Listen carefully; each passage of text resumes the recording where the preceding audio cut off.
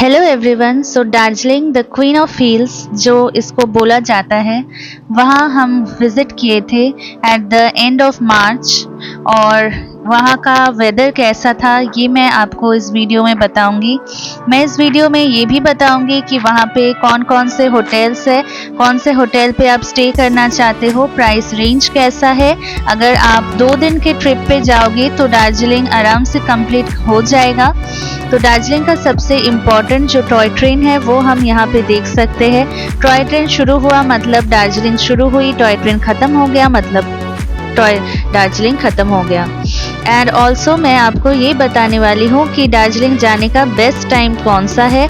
और अगर आपको कोई और भी क्वेरीज रही तो आप मुझे कमेंट सेक्शन में बता सकते हो, मैं उसका आंसर्स दे दूँगी।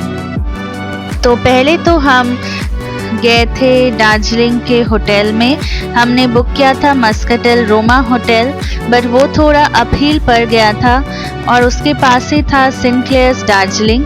ये सिनक्लेयर्स दार्जिलिंग होटल एस्थेटिकली बहुत ही ब्यूटीफुल है, प्राइस भी थोड़ा हाई है, बट वो होटल जो है वो थोड़ा अपहिल है। तो अगर आपको पैर में प्रॉब्लम है तो आपको मतलब उठने में और नीचे आने में बहुत प्रॉब्लम होगी। तो ये रहा मॉल रोड दार्जिलिंग का। ये अभी तो खाली है, बट इवनिंग टाइम का व्यू भी मैं आपको वीडियो के एंड में दिखाने वाली हूँ, जो वीडियो देख के आपको टोटली डिफरेंट फीलिंग आएगा। ये सुबह का टाइम था, थोड़ा खाली खाली था, बट यहाँ पे आप देख सकते हो गोल्डन टिप्स है, बहुत सारे चाय के दुकान है, सोवेनियर्स खरीदने का दुकान है। यहाँ मैं एक हॉर्स राइड ले रही थी। हॉर्स राइड लेने के लिए आपको पे करना है ओनली 50 रुपीज़। 50 रुपीज़ में वो लोग 1 राउंड कंप्लीट आपको घुमा देंगे। और राउंड बहुत ही बड़ा ही होता है, क्योंकि ये आप देख सकते हो कि ये जो फील्ड है वो काफ़ी बड़ा है। तो ये स्टैचू जो है वही है मॉल रोड का जो सबसे अट्रैक्टिव चीज़ है। और वहाँ जो आप पॉइंट देख रहे हो उस साइड, वो जो थोड़ा ब्रिज काइंड ऑफ बना हुआ है, उसमें आप क्या करोगे, उसमें आप अगर खड़े हो जाओगे तो आपको कांचनजंगा का व्यू देखने को मिलेगा। बट मैं आपको पहले ही ये बता दूं कि कांचनजंगा आपको कोई भी फॉगी वेदर में देखने को नहीं मिलेगा। तो अगर आप दार्जिलिंग जा रहे हो तो आप कोशिश करना कि आप अराउंड अक्टूबर के टाइम पे दार्जिलिंग जाओ, क्योंकि उस टाइम पे कांचनजंगा एवरी डे दिखता है। आप अगर नॉर्मल टाइम पे जाओगे तो आपको टाइगर हिल्स में कांचनजंगा नहीं दिखेगा और आपका ट्रिप वेस्ट हो जाएगा। क्योंकि वेस्ट नहीं होगा, क्योंकि दार्जिलिंग एक बहुत ही सुंदर जगह है, कांचनजंगा नहीं भी दिखोगे तो भी ठीक है। बट हम वेस्ट बंगाल में रहते हैं तो दार्जिलिंग जाना हमारे लिए इजी है, हम बाद में भी जा सकते हैं। बट अगर आप 1 टाइम ही दार्जिलिंग विजिट करना चाहते हो तो आप इंश्योर करना कि आप कांचनजंगा देख के ही आओ, क्योंकि वो बहुत ही सुंदर और बहुत ही खूबसूरत है। तो आप अगर दार्जिलिंग 1 दिन में कंप्लीट करना चाहते हो तो आपका टूर गाइड मैं अभी बताने वाली हूँ। सो ये हम सुबह 4 बजे उठ के निकल गए थे टाइगर हिल्स की तरफ। तो ये जो है, हम गाड़ी काफ़ी नीचे खड़ा कर दिया था क्योंकि सामने ट्रैफिक जैम लगा हुआ था। तो आपको सुबह 4 बजे उठ के ही जाना पड़ेगा, क्योंकि दार्जिलिंग बहुत छोटा जगह है। तो जहाँ पे आप होटल लिए होंगे वो हमारे ही होटल के आसपास ही होगा, और वहाँ से यहाँ तक आने में बहुत सारे ट्रैफिक होते हैं। कम से कम 3000 कैब्स आते हैं वहाँ पे, तो आपको टाइम तो लगेगा ही वहाँ तक पहुँचने में। और अगर सनराइज़ देखना हो तो ऑब्वियसली आपको सनराइज़ से पहले आना है। तो ये देख सकते हो आप कि कितने सारे हज़ारों लोग यहाँ पे एक स्टेडियम जैसा भरा पड़ा है। सब अपना कैमरा लेके रेडी है और अपने आईज से भी ये सुंदर दृश्य जो है वो देखने के लिए रेडी है। तो आप देख सकते हो कि यहाँ पे सनराइज हो रहा है। ये बहुत ही मतलब ये कैमरा में तो कैप्चर हुआ है, बट ये जब आप अपने आंखों से देखोगे तो आपको अलग ही फीलिंग आएगी, क्योंकि ये बहुत सुंदर दिख रहा था। एकदम नेचुरल ब्यूटी, जैसे छोटे में आप ड्राइंग करते थे वैसे पहाड़ों के बीच से सूरज उगता हुआ। और यहाँ पे पेड़ भी थे जो एक बहुत ही अच्छा वाइब दे रहा था। ऐसे सनराइज होते हुए तो मैंने पहले अपनी लाइफ में कभी देखा नहीं था। पहाड़ों से सन धीरे धीरे उठ रहा है और वो अभी बड़ा होता जाएगा। तो हमने तो कांचनजंगा मिस कर दिया, तो कांचनजंगा हम यहाँ पे दार्जिलिंग पे नहीं देख पाए, बट हम लोग सिक्किम गए थे जहाँ से हमने कांचनजंगा देखा था। यहाँ पे बहुत जगह है बैठने के लिए, खड़े होने के लिए भी है, तो आप आराम से वेट करो, अच्छे से देखो, इस व्यू को एंजॉय करो। और फिर ये जगह बहुत ही ठंडा है, ये था मार्च का टाइम, मार्च अप्रैल का टाइम, और हम लोग एकदम ठंड से कांप रहे थे। तो हमारा फिर हम कैब से गए थे। कैब का भाड़ा लेता है 2750 पर कैब। तो फिर सेकंड डेस्टिनेशन जो है वो है पीस पगोडा। पीस पगोडा के जस्ट सामने ही जापानीज टेम्पल भी है। तो यहाँ मैं पहुँच गई हूँ पीस पगोडा में। बहुत सारी सीढ़ी है, बट चढ़ना ज़्यादा मुश्किल नहीं है, आप आराम से चढ़ सकते हो। तो ये हम जा रहे हैं पीस पगोडा के रास्ते पे। यहाँ पे आपको साइलेंस मेंटेन करना होता है, बट वहाँ कोई साइलेंट था नहीं, वो अलग बात है। तो ये हम पीस पगोडा की तरफ जा रहे थे, जो कि था बुद्धा का टेम्पल, मतलब पगोडा जो कि बुद्धा के स्टोरी पे बेस्ड था।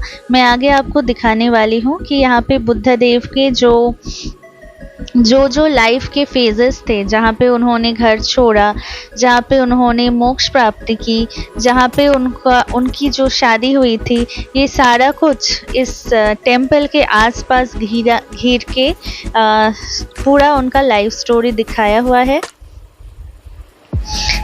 तो सिर्फ पीस पगोडा अगर जाओगे तो सिर्फ पगोडा मत देखो, वहाँ पे पीस सीढ़ी के ऊपर चढ़ के जो आपको सुंदर सा व्यू देखने को मिलेगा वो भी काफ़ी अट्रैक्टिव है, तो आप वो भी देख लेना। तो हम अभी धीरे धीरे बढ़ रहे हैं पीस पगोडा की तरफ। यहाँ से आपको फ़ोटो बहुत अच्छा आएगा, तो यहाँ पे खड़े होके आप फ़ोटो खिंचवा सकते हो, तो पूरा पगोडा का व्यू आपका पीछे में आ जाएगा। यहाँ पे लोग रील्स भी बना रहे थे, फ़ोटो खिंचवा रहे थे। आप देख सकते हो कि ये कितना सुंदर है, एकदम ही वाइट है।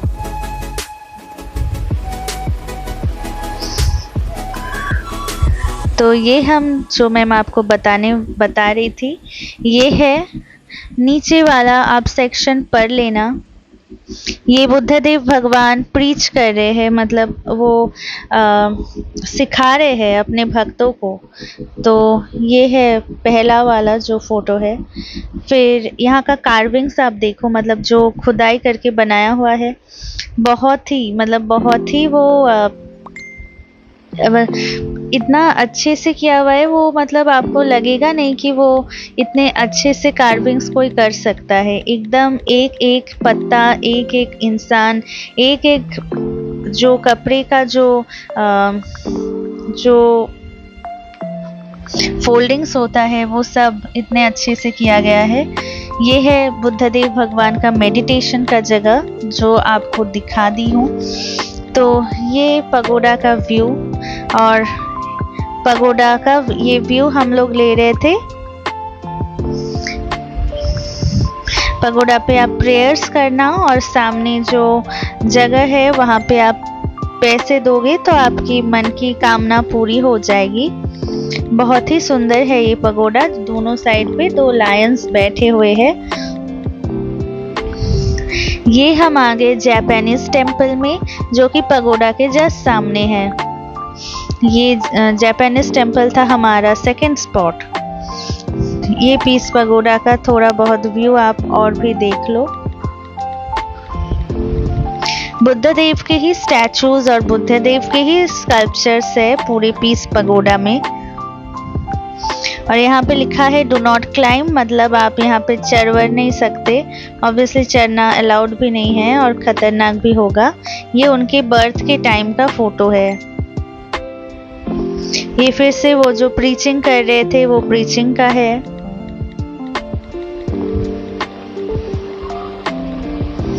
ये जैसा कैमरा हमने कैप्चर किया है उतना ही निपुण तरीके से इसको किया गया है। ये है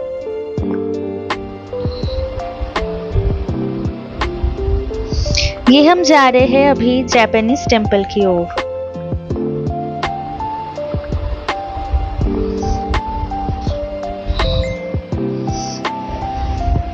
जापानीज टेम्पल आप देख सकते हो।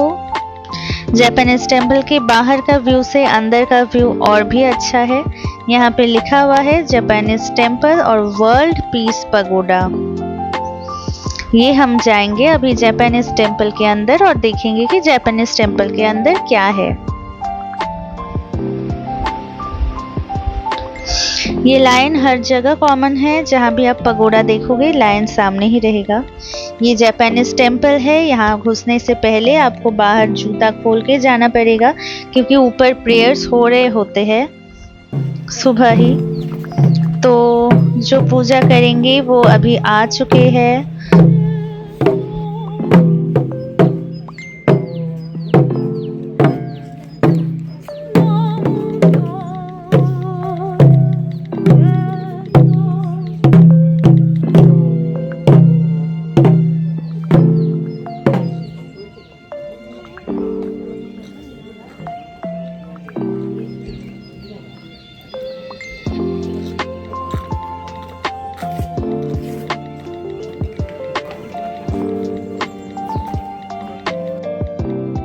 ये है जापानीज टेम्पल के अंदर का व्यू।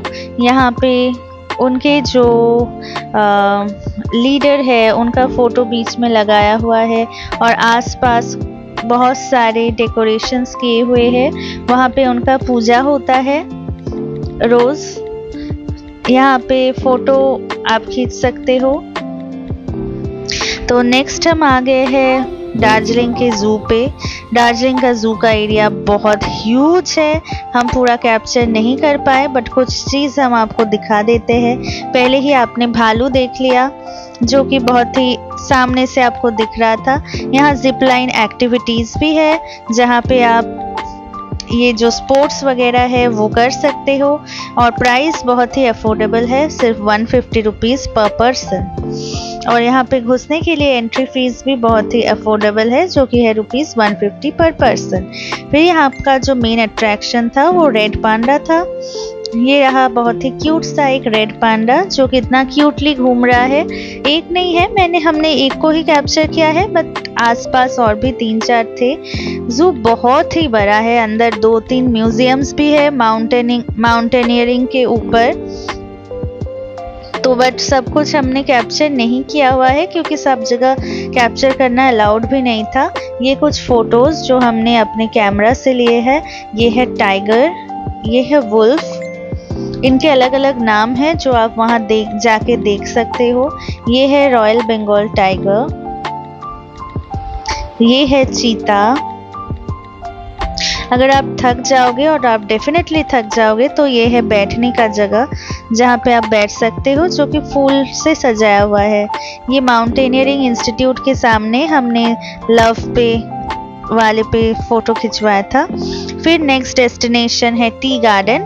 ये वाला ड्रेस पहन के फ़ोटो खींचने का मौका आपको बहुत सारी जगह पे मिलेगा, बट मैं आपको एडवाइस करूँगी कि आप टी गार्डन्स में ही ये ऐसा ड्रेस पहन के फ़ोटो खिंचवाओ, क्योंकि बाकी सारी जगह पे ये ड्रेस पहन के आप क्या ही मतलब वो अच्छा नहीं लगेगा कि आप ऐसा नॉर्मल जगह पे टी का ड्रेस पहन के घूम रहे हो। तो ये ड्रेस का प्राइस था बस ओनली 50 रुपीज़। 50 रुपीज़ में आप इतने अच्छे से ड्रेस कर लोगे। आप टी मार्केट मतलब टी गार्डन में आप जब तक चाहो घूम सकते हो और जितना चाहो फोटो वीडियो ले सकते हो, कोई टाइम लिमिट नहीं है। ये था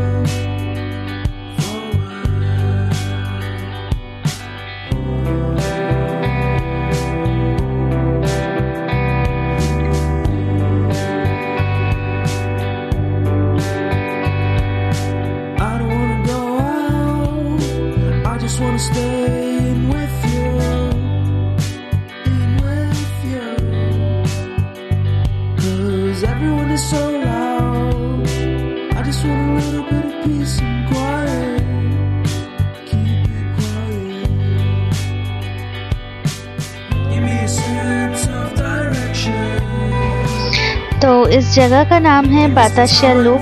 बतासिया लूप एक बहुत ही ह्यूज एरिया है। वहाँ पे आपको दार्जिलिंग के सारे व्यूज़ देखने को मिलेंगे। वहाँ पे आप हिल्स के एकदम बीचों बीच होगे। आपको यहाँ पे टॉय ट्रेन का सवारी करने का भी मौका मिलेगा। तो आप बतासिया लूप तो बिल्कुल ही जाना। यहाँ पे बतासिया लूप में बहुत सारे फिगर्स है, बहुत सारा जो सोवेनियर आइटम्स है वो भी बेच रहे होते हैं। आप वहाँ पे शॉपिंग भी कर सकते हो। आप वहाँ पे फिर वहाँ से निकल के आप यहाँ पे खाना भी खा सकते हो। ये है लोकल फूड जो कि है ब्रेड पकोड़ा।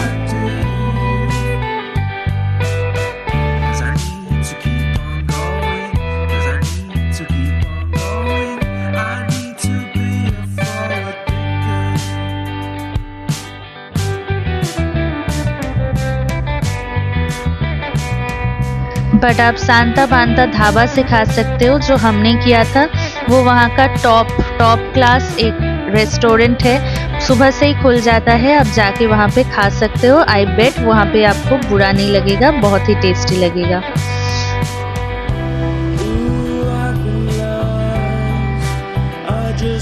तो ये नेक्स्ट हम आ गए हैं घूम मोनास्ट्री में। घूम मोनास्ट्री भी एक बहुत ही बड़ा एरिया लेके बना है। यहाँ पे आप जितने भी स्पॉट्स पे जाओगे वो एरिया बहुत बड़ा है, तो आपको घूमने में तो बहुत ही ज़्यादा एनर्जी लगेगा। तो आप टाइम टू टाइम खाते रहना। ये है घूम मोनास्ट्री। यहाँ पे आपको मॉन्क्स दिखेंगे जो लोग यहाँ पे रहते हैं ये सारे रूम्स में। यहाँ पे उन्होंने अपना छोटा छोटा दुकानें भी खोल के रखी है। तो वहाँ पे दुकान पे आप कुछ खरीद सकते हो, खाने की चीज़ें भी खरीद सकते हो। यहाँ पे आपको जूता उतारना होगा। ऑफ कोर्स जूता बिना उतारे मंदिर में तो जाना अलाउड होता नहीं है। तो ये जूता उतार के आप अंदर जा सकते हो। यहाँ पे आप बेल बजा के भगवान को बोल के फिर आप अंदर जा सकते हो। यहाँ पे थोड़ा बहुत फिक्स्ड प्राइस में ये लोग बेच रहे थे सोवेनियर्स। आप यहाँ से भी खरीद सकते हो। तो यहाँ पे बुद्ध देव का एक बहुत ही बड़ा सा स्टैचू था और आसपास के जो बहुत ही सुंदर कार्विंग्स थे। ये जो है वो पेंटिंग के काइंड ऑफ बनाया हुआ है। अंदर एक बहुत ही सुंदर सा म्यूज़िक बज रहा था। यहाँ जाके आपको इतना पीसफुल फील होगा कि आपको सच में लगेगा कि भगवान का प्रेजेंस आपको महसूस होगा। तो यहाँ पे थोड़ी देर बाद आप लोग देखोगे कि यहाँ पे पूजा भी होता है। तो यहाँ ये जो मोनेस्ट्री है वो अर्थक्वेक पे टाइम पे डैमेज हो गया था। तो ये जो वर्जन आप देख रहे हो वो रिनोवेटेड वर्जन है। बट रिनोवेशन भी इतनी खूबसूरती से किया गया है कि आप देख के समझ ही नहीं पाओगे कि ये कोई भी एंगल से थोड़ा भी कम है। तो वहाँ पे पैसे देने का भी जगह है। तो अगर आप पैसे दे के हेल्प करना चाहते हो तो आप वो भी कर सकते हो। यहाँ पे आपको बहुत सारे विंटर क्लोथिंग्स मिलेंगे, आपको बैग मिलेगा, आपको खाने की चीज़ें भी मिलेंगे। तो मैं अभी जा रही हूँ खाने की तरफ। चिप्स, लेज और फिर उनका लोकली मेड बिस्किट्स और बहुत सारे आइटम्स यहाँ पे है। मतलब आप खाना चाहो या पेंसिल या पेन या कुछ डेकोरेटिव आइटम्स खरीदना चाहते हो, या आपको प्यास लगी है, आप कोई जूस पीना चाहते हो, आइसक्रीम पीना चाहते हो, या आपको ठंड लग रही है, आपको मफलर चाहिए, सब कुछ आपको मिलेगा। तो ये है घूम मोनेस्ट्री के जस्ट बाहर। आप यहाँ से भी खरीद सकते हो। यहाँ से मैंने एक शिप का टोपी खरीदा था जो मैं बाकी फ़ोटोज़ में दिखूंगी वो पहन के।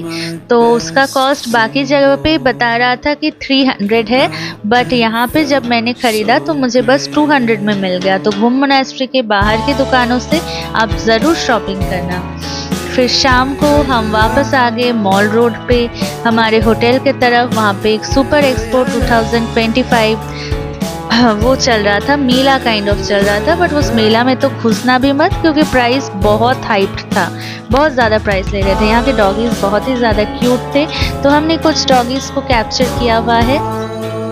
ये हम फिर से मॉल रोड पे आ गए। ये वही जगह था जहाँ पे सुबह मैं हॉर्स राइडिंग कर रही थी। तो यहाँ आप मॉल रोड अभी अच्छे से देखना। मॉल रोड अभी बहुत ही ज़्यादा वाइब्रेंट हो चुका है इवनिंग के टाइम पे। वहाँ पे आप फ़ोटोज़ भी खिंचवा सकते हो। अगर आपको चाय पीना है आप चाय भी पी सकते हो।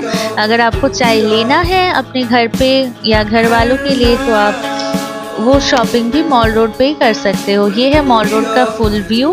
तो आप इसको देखते रहो तो आपको ये भी पता चल जाएगा कि मॉल रोड के कौन से साइड पे कौन से होटल्स हैं। तो आपको आइडिया लग जाएगा कि आपको कहाँ पे रहना है। तो यहाँ पे मैं आपको एक सजेशन दे सकती हूँ। पाइन रिच होटल जो है आई थिंक वो जस्ट मॉल रोड के पास में ही है। तो मॉल रोड के ऊपर ही है इनफैक्ट। तो आप अगर ज़्यादा ट्रैवल नहीं करना चाहते हो तो आप वहाँ पे अपना स्टे बुक कर सकते हो। तो यहाँ मॉल रोड का व्यू आप खुद से ही देख लो। यहाँ पे शॉपिंग करने का बेस्ट जगह है। आप घर वालों के लिए कुछ लेके जाना चाहते हो या दोस्तों के लिए कुछ लेके जाना चाहते हो तो यहाँ पे आपको ढेर सारे आइटम्स मिलेंगे। चाबी का रिंग मिलेगा आपको, मफलर, स्वेटर्स, जूता, ऐसा कुछ है नहीं जो आपको यहाँ पे नहीं मिलेगा। तो मैं ये आपको डिटेल्स में नहीं बताऊंगी। आई थिंक बेटर होगा कि आप लोग खुद ही देख लो।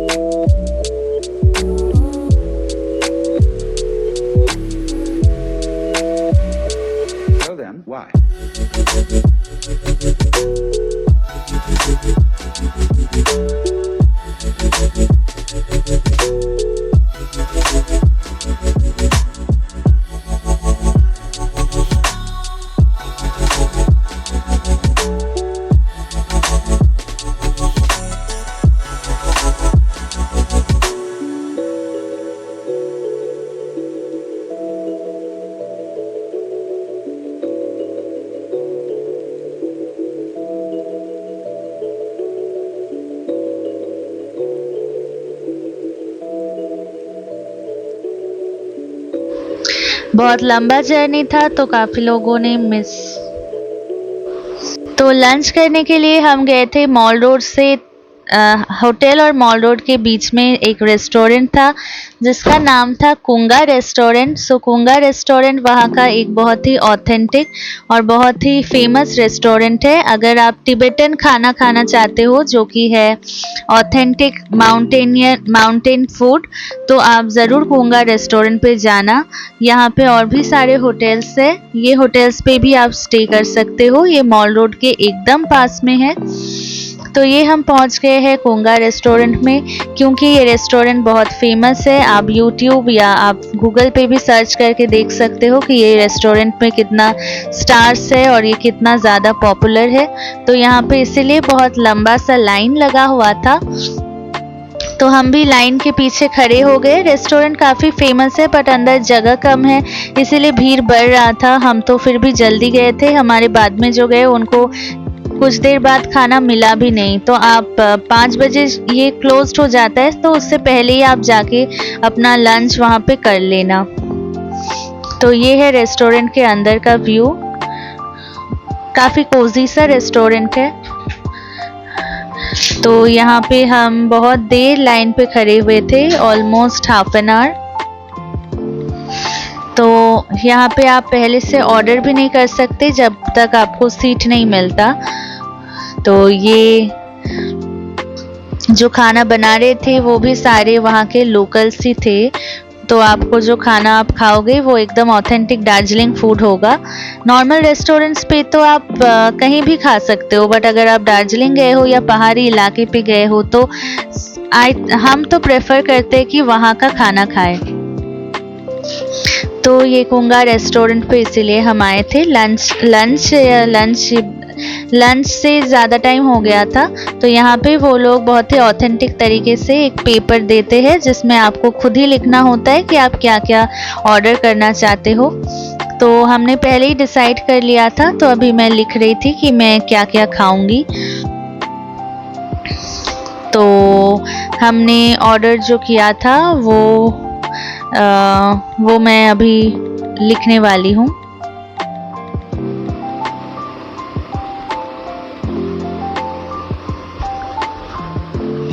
तो हमने ऑर्डर किया था चिकन वॉन्टन। ये 1/2 था, बट ये लग रहा था कि ये पूरा फुल से भी ज़्यादा है। और ये हमने ऑर्डर किया था मिक्स्ड नूडल्स। दोनों ही खाना बहुत टेस्टी है। और मैं तो ये रहा मेनू कार्ड जहाँ पे आप प्राइसेस देख सकते हो। और ये सारे होटल्स है जो कि कुंगा रेस्टोरेंट के जस्ट सामने हैं। ये रहा वो भीड़ जहाँ पे हम लोग खड़े थे। तो अब हम वापस जा रहे हैं अपने होटल के तरफ। ये जो मेला लगा हुआ था क्लॉक टावर के जस्ट नीचे, क्लॉक टावर रात को बहुत ही खूबसूरत दिखता है। और अभी ये क्लॉक टावर में आपको हर घंटे टाइम बजता है। सो ये हम जा रहे हैं अपने होटल के रास्ते पे जो है मस्कटेल रोमा। हमें पता नहीं था बट दूसरे मस्कटेल होटल्स का प्राइस भी ऑलमोस्ट सेम था। तो अगर आपको यहाँ पे ज़्यादा ट्रैकिंग करना है तो आप मोस्ट वेलकम हो होटल रोमा में रहने के लिए, मस्कटेल रोमा में।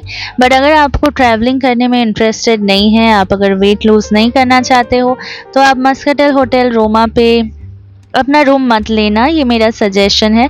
या सिंक्लेयर्स दार्जिलिंग में भी, क्योंकि ये बहुत ही ऊंचे जगह पे है, तो जाने आने में आपको कोई ट्रांसपोर्टेशन भी नहीं मिलेगा। बट रूम का फैसिलिटी एकदम 100% है। वो लोग जाते ही लगेज निकाल लेते हैं, वो लोग सब कुछ करते हैं। खाना भी एकदम अगर आप ऑर्डर करोगे तो टाइम पे मिल जाएगा। बट हाँ, सिर्फ ब्रेकफास्ट ऑर्डर होता है, लंच या डिनर वहाँ पे ऑर्डर होता है नहीं। बट वहाँ पे आप स्विगी जोमेटो से ऑर्डर कर सकते हो, वो आ जाएगा। तो ये जिस दिन हम घुस रहे थे उस दिन हम लोग ये कार से आए थे। तो हम जा रहे हैं अभी अपने होटल के रूम पे। तो ये आप देखते रहो, और अगर आपको अच्छा लगे तो लाइक कमेंट सब्सक्राइब करो। अगर आप होटल का फुल डिटेल्स जानना चाहते हो या होटल के इंटीरियर्स में रूम्स कैसे है, कैसे कैसे अवेलेबल्स है, कैसे कैसे रूम्स अवेलेबल है, और कौन से रूम बेस्ट होगा आपको कांचनजंगा व्यू देखने के लिए। हाँ, इसमें एक बात तो है कि अगर आप इस होटल में जो रूम हमने लिया था, उस होटल में उस रूम पे अगर आप रहोगे तो आपको कांचनजंगा का व्यू देखने को मिलेगा। आप सुबह उठ के कांचनजंगा देख सकते हो, आप लंच करते टाइम देख सकते हो, आप ब्रेकफास्ट खाते हुए भी कांचनजंगा का व्यू एंजॉय कर सकते हो।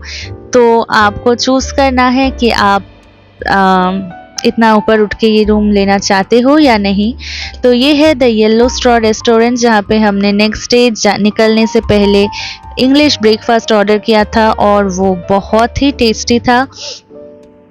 वहाँ पे हम खाने में इतना बिजी हो गए कि हमने बस फोटोज़ ही निकाला, वीडियोस निकालने का टाइम हमें मिला नहीं। तो अगर आप वहाँ जा रहे हो तो आप मॉल रोड पे ग्लीनरीज में अपना डिनर करना। थोड़ा एक्सपेंसिव रेस्टोरेंट है, बट आपको पता ही होगा कि यहाँ पे जाना बहुत ही मतलब सब जाते ही है because of their quality of food. तो ये वंदे भारत एक्सप्रेस ट्रेन जो हमारा था 3:30 को दोपहर में, वो चढ़ के हम घर वापस